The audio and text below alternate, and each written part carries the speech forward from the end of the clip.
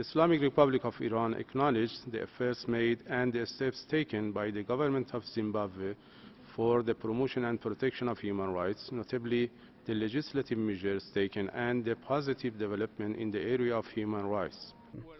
Venezuela recognizes the efforts of the Zimbabwean government to comply with its commitments in human rights. And commends Zimbabwe for its continued commitment to and exertion for human rights.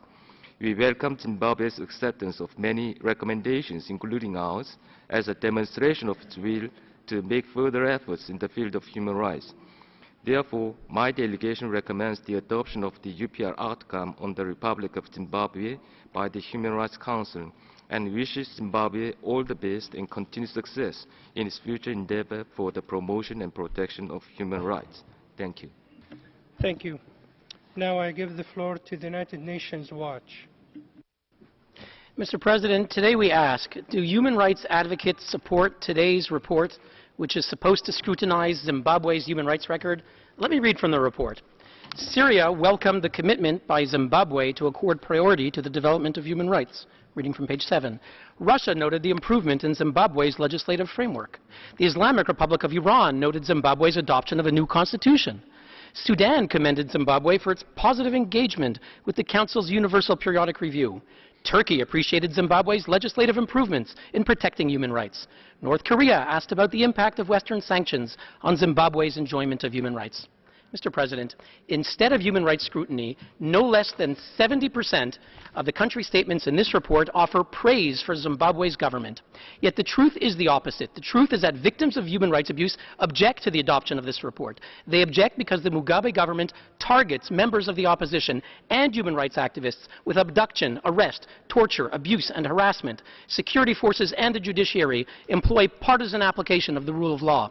Human rights advocates object to this report, filled with praise because Zimbabwe restricts freedoms of expression, press, assembly, association, and movement. The government evicts citizens, invades farms and private businesses and properties, and demolishes informal marketplaces.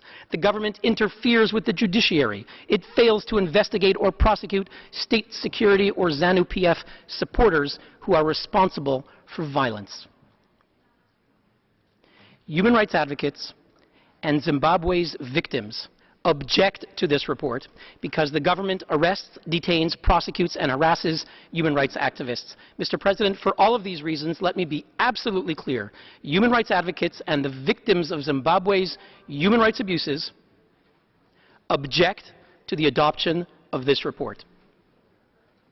I thank you, Mr. President. Process.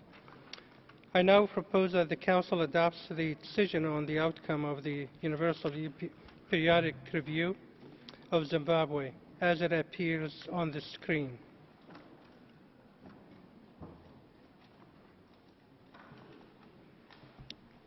I see no objection. The decision is adopted.